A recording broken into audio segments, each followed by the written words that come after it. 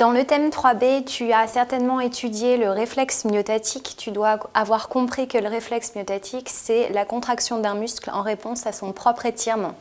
Je te propose ici un petit schéma que tu dois savoir refaire. C'est exigible pour le baccalauréat. Et je vais résumer les étapes du réflexe myotatique.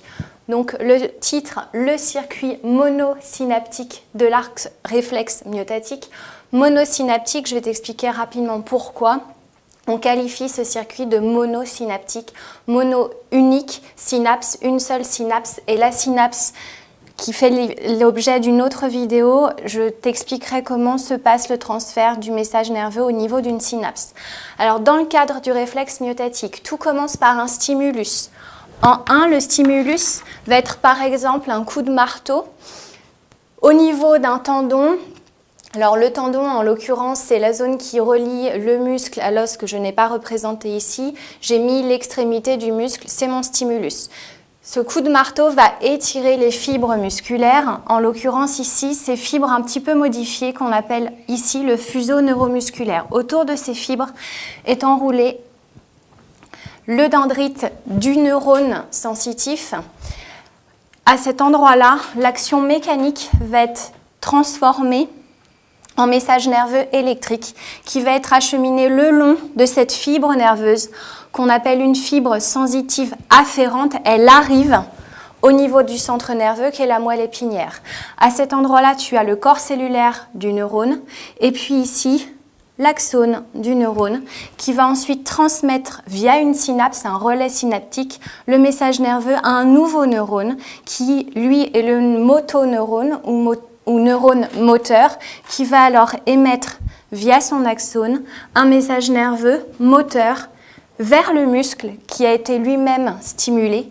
En réponse, au niveau de la jonction neuromusculaire, un message nerveux va venir entraîner une contraction du muscle. Donc si je résume, l'étape 1, c'est le stimulus. L'étape 2, transmission du message nerveux sensitif. L'étape 3, relais synaptique vers un motoneurone. L'étape 4, qui transmet le message nerveux électrique vers le muscle effecteur. Étape 5, on aura la contraction du muscle. J'ai pensé à mettre quelques légendes pour ne pas alourdir le schéma. Tu dois reconnaître ici au niveau de la moelle épinière, ce que j'ai laissé en blanc, c'est la substance blanche. En l'occurrence, elle est souvent contenue de fibres entourées de gaines de myéline.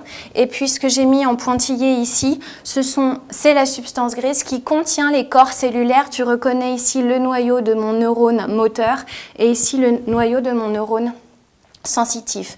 Une petite remarque, si tu as des difficultés entre la distinction entre axone et dendrite, tu dois savoir en l'occurrence que dans le cas d'un axone, le message nerveux part du centre du corps cellulaire et s'en va. Donc ça, c'est un axone, ça c'en est un également.